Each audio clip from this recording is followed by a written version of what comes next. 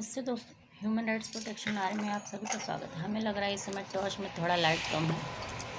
ये है हमारा रोशनी का मुद्दा जिससे हम सामने बोल भी पाते हैं।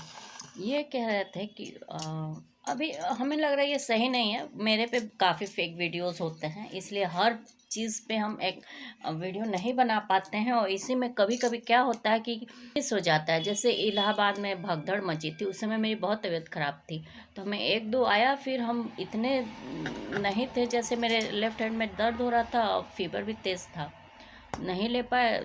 7 दिन बाद पता चला तो देखना शुरू किए, काफ़ी दिक्कत हो गई। इसी तो फेक डालते रहते हैं सब, तो हर बात पे तो हम ध्यान देते नहीं हैं।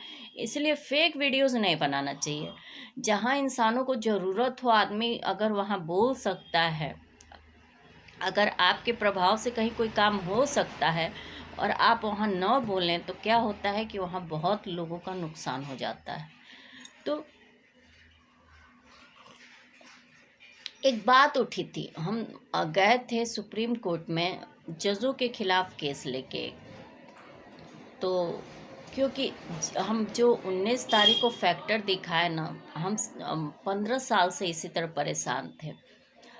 और ऐसे एविडेंसेस को मिटाने के लिए कुछ भी किया जा सकता था, मौत भी हो सकती थी। कोविड-19 को हम गए थे, देखे ही कोरोना का नाम भी कोविड-19 था। आप लोग को वायरस का नाम तो पता ही होगा, कोविड-19। तो हम जब गए सुप्रीम कोर्ट, तो हमको सभी बहुत बहुत ज़्यादा परेशान किए। यहाँ तक कि वहाँ का जो चौकीदार था वो भी मज़े ले रहा था, मस्करी कर रहा था। हमसे पूछा कि आप कौन हैं? हम बोले क्यों, आपसे क्या, हर किसी से आप लोग यही पूछते हैं क्या? तो वो बोला कि नहीं, आपको किससे मिलना है? हम बोले क्यों? यहाँ पे हमें सर से काम था, हम सोचे ज़रा देखें इसका माइंड। हम बोले सीजे सर से मिलना था। क्या है? तो करे, आपकी हैसियत क्या है? हैसियत,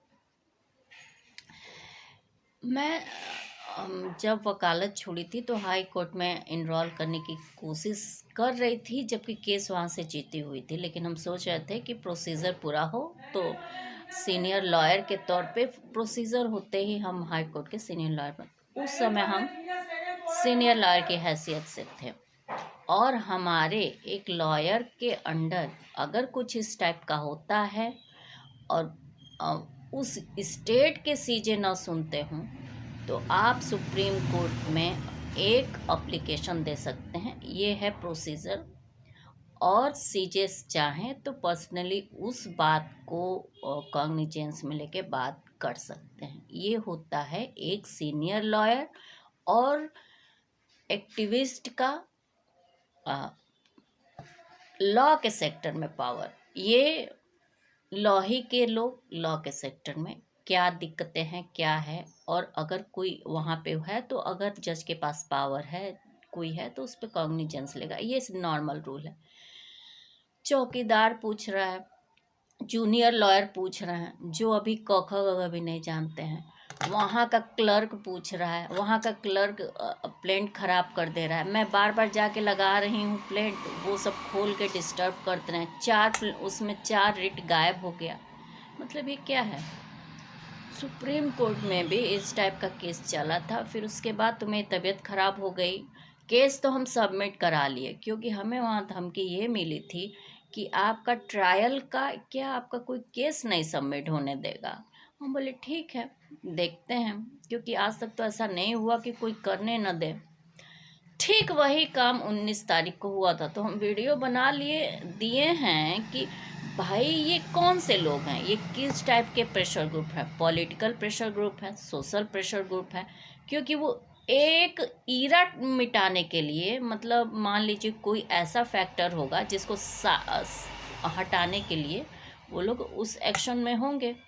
उस दौरान हम मायके में थे, तो इसीलिए हम कल एक वीडियो डाले कि यदि मायके में कुछ गड़बड़ हुआ तो 140-50 जितने भी करोड़ लोग हैं और जितने एनआरआई हैं, सबकी जन्म कुंडली निकालनी पड़ेगी। हमें निकालने में कोई दिक्कत नहीं आएगी, क्योंकि जब हम थोड़ी मेहनत इस तरह कर रहे हैं तो ऐसे मामलों के लिए तो हम थोड़ी और मेहनत कर लेंगे और एक विल डेट भी बना देंगे कि जब तक ये डिसीज़न ना हो इस पर काम होता रहे और कायदे से होता रहे और जितना ज़रूरी हो उतना होता रहे, क्योंकि जब कानून न सुने तो पर्सनली निपटाना ज़रूरी होता है।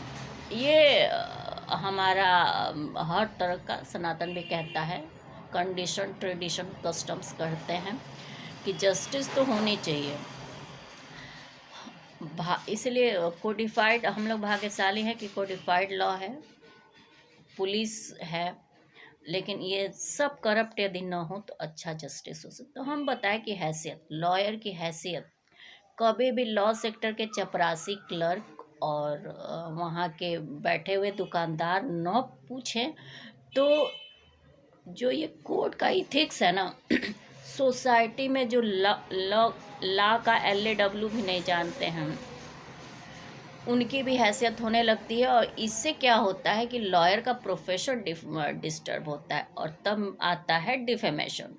तो क्या उतना आपकी हैसियत है कि आप डिफेमेशन देंगे?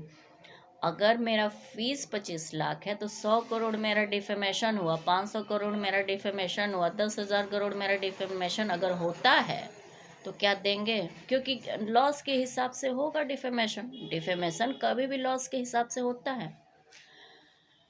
तो यही था, हैसियत कभी भी और इस तरह किसी लॉयर को कभी भी डिस्टर्ब ना करें। हम अभी चाय पी रहे थे तो अभी एक मैटर था, तो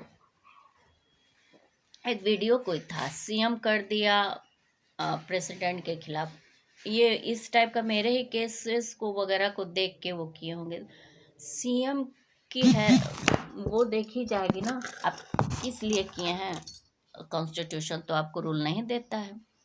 आप कौन से जानकारी किसने आपको सजेस्ट किया कि प्रेसिडेंट के लिए कौन सा आपका पर्सनल, कॉन्स्टिट्यूशन के अंदर तो ऐसा कोई केस नहीं है कि आपका जाके प्रेसिडेंट के खिलाफ एक्शन लेंगे। अगर है तो कानून में सबको वो है, लेकिन प्रेसिडेंट और CM का तो नहीं होगा, क्योंकि उनका मोशन प्रस्ताव और इससे पर्सनल रिश्ते तो नहीं होते हैं प्रेसिडेंट और CM के। तो उसी को देखे तो हम सोचे जरा इसको डाल दें। धन्यवाद। और अगर मेरी वीडियो देखा करें, कोर्ट या कोई भी देखे, अगर लगे कि उनके पास सेंस है तो कॉमन सेंस का यूज़ किया करें ताकि लोगों की डिग्निटी बची रहे।